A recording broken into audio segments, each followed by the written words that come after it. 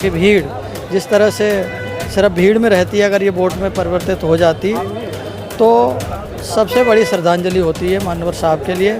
और यही बहन जी का भी आज आदेश रहा है कि जो आने वाला चुनाव है, इस आम चुनाव में अच्छा परिणाम देके आने का जो उद्देश्य ये था कि दिल्ली में विधानसभा चुनाव आने वाले हैं, तो विधानसभा चुनाव में हमें अपने आप को भी सिद्ध करना है कि किस तरीके से हम लोग मजबूती से आगे बढ़ सकते हैं। इसमें इतनी 10% तो हो एटलीस्ट और की सीटें, जिससे कि हम भी हमारी बातों को मनवा सकें।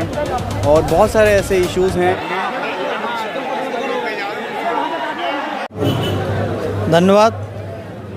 सबसे पहले तो मैं आपके चैनल के माध्यम से बहुजन समाज के सभी जितने भी लोग हैं देश में, उन सभी को मानवर साहब काशीराम की महापरिनिर्वाण दिवस पे साहब को सत सत नमन करते हैं। उन सब की तरफ से साहब को श्रद्धांजलि देते हैं। और मैं ये कहना चाहूँगा, ये जो यहाँ पे हुजूम देख रहे हैं, ये साहब के चाहने वालों का है। लेकिन अगर ये चाहने वालों की भीड़, जैसा कि बाबा साहब ने कहा था और मानवर साहब ने भी कहा कि चाहने वालों की भीड़ जिस तरह से सिर्फ भीड़ में रहती है, अगर ये वोट में परिवर्तित हो जाती तो सबसे बड़ी श्रद्धांजलि होती है मानवर साहब के लिए।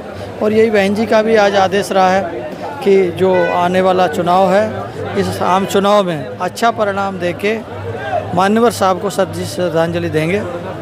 और इसी के माध्यम से मैं सभी को, देशवासियों को, सभी को ये कहना चाहूँगा कि महापुरुषों का जो संघर्ष रहा है वो बहुत ही बड़ा संघर्ष है। बहुत सारे लोगों की इसमें कुर्बानियाँ हैं जी, बहुत सारे महापुरुषों की कुर्बानियाँ हैं। बाबा साहब ने बहुत कुछ किया, त्याग इतना बड़ा किया है। और ये जब तक उनका जो मेन संदेश है साहब का, कि जब तक राजनीतिक सत्ता की चाबी अपने हाथ में नहीं लेते हैं, तब तक जो परिवर्तन है असली वो आने का नहीं है। तो सबको एकजुट होना पड़ेगा। अगर सच में मानवर साहब काशीराम से प्यार करते हैं, बाबा साहब से प्यार करते हैं, तो खाली प्यार करने की बात से काम नहीं चलेगा। प्यार करना तो असली तब माना जाएगा जब हम उनकी कुछ बातों को भी मानें। है क्या हो ये रहा है कि सब लोग बाबा साहब को मानते हैं, मानवर साहब काशीराम को मानते हैं, बहन जी को भी मानते हैं, लेकिन उनकी बात को नहीं मान रहे। अगर बात को मान लें तो जो दुख दर्द हैं वो दूर हो सकते हैं। आपके चैनल के माध्यम से मैं यही कहना चाहूँगा कि आज बाबा साहब की बहुत बात होती है, सिर्फ बात होती है, सुना जाता है, मूवमेंट की बात होती है, लेकिन हम बाबा साहब की बात को नहीं मान रहे। तो फिर हमारा किस तरह का संदेश दिया? बहन जी ने आज संदेश दिया है कि किसी के साथ भी गठबंधन कर लिया जाए। जैसे कि लोगों के मन में ये बात हमेशा रहती है कि अकेले लड़ोगे क्या कर लोगे, अकेले लड़ोगे क्या कर लोगे। तो बहन जी ने ये संदेश दिया, देखो हमने हर बार गठबंधन करने की कोशिश की, ठीक है, जनता के अनुसार गठबंधन करने की कोशिश की। इस बार भी अपना हरियाणा के अभी चुनाव, आम चुनाव गया है हरियाणा का, तो हरियाणा में भी गठबंधन किया था, यही सोच के कि समाज की चाहत है कि मिल के करेंगे तो कुछ हो जाएगा। लेकिन बहन जी का ये संदेश था कि हमारा वोट तो देखो कन्वर्ट हो जाता है आसानी से, जिसको भी बहन जी आदेश कर देती हैं उधर कन्वर्ट हो जाता है वोट। लेकिन जो अपर कास्ट के लोग हैं, जो अपर समाज से जो लोग हैं, जातिवादी मानसिकता के जो लोग हैं, उनका वोट कन्वर्ट नहीं होता है। तो ऐसे में क्या है, ऐसे में हमारा फ़ायदा ना हो कि नुकसान और होता है। हम सब लोग खुद भी देख लें ना इस बात को। अभी भी अगर हरियाणा में आम चुनाव हुआ है तो हमें फ़ायदा, देखो इनेलो को तो फ़ायदा हुआ हमारी वजह से, लेकिन हमें कोई फ़ायदा नहीं हुआ उनकी वजह से। हमारे वोट्स परसेंटेज में और गिरावट रही है। तो इससे बढ़िया यही है कि हम अपनी दम पे ही अपने समाज के साथ में गठबंधन करें।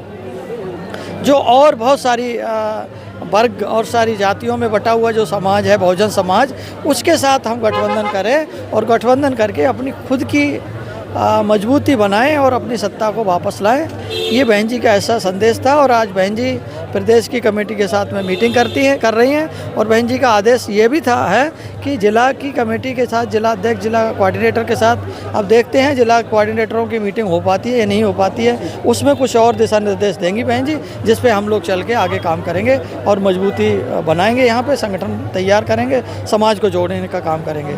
इसी के साथ अपनी वाणी को विराम देंगे। सभी को जय हिंद। मेरा नाम एडवोकेट सुरेंद्र कुमार है और दिल्ली के डिस्ट्रिक्ट कोर्ट रोहिणी में मैं प्रैक्टिस करता हूँ पिछले 7-8 सालों से। क्या संदेश देंगे आप? सर देखिए, आज का जो दिन है ये वाकई में ही बहुत महत्वपूर्ण दिन है, क्योंकि मान्यवर कांसीराम साहब ने बाबा साहब का जो सपना था उसको सिद्ध करके दिखाया और उत्तर प्रदेश के अंदर 4 बार मुख्यमंत्री बहन जी को बनाया। और यही नहीं, हम देखेंगे देश में सामाजिक परिवर्तन के लिए जितना प्रयास मान्यवर साहब कांसीराम ने कहा किया, उतना किसी ने नहीं भी किया और उन्होंने सिद्ध भी किया। उसके बाद आप देखें कि आज भी जो बहन जी ने जो संदेश दिया, आज आने का जो उद्देश्य ये था कि दिल्ली में विधानसभा चुनाव आने वाले हैं, तो विधानसभा चुनाव में हमें अपने आप को भी सिद्ध करना है कि किस तरीके से हम लोग मजबूती से आगे बढ़ सकते हैं। तो ये सबसे ज़्यादा ज़रूरी है कि जो आम चुनाव आने वाले हैं उनमें बहुजन समाज पार्टी इस बार तिकोना नहीं बल्कि 4 कोना जो है इलेक्शन हो और जो है तेज़ी से जो है उसमें आगे बढ़े। ये हमारे शंकर जैन इनका भी। सर परिचय के साथ रहेगा। सर मैं एडवोकेट शंकर देव।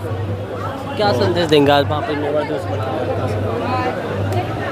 बहुत ही इंस्पिरेशनल है कि हमारे जो पूर्वज हैं उन्होंने हमारे समाज के लिए इतना कुछ किया है। हमारे समाज को रिप्रेजेंट करने के लिए, हमें सीधा खड़ा होने के लिए, एक रीढ़ के साथ खड़ा होने के लिए जितनी प्रेरणा ये दे सकते थे इन्होंने दी है।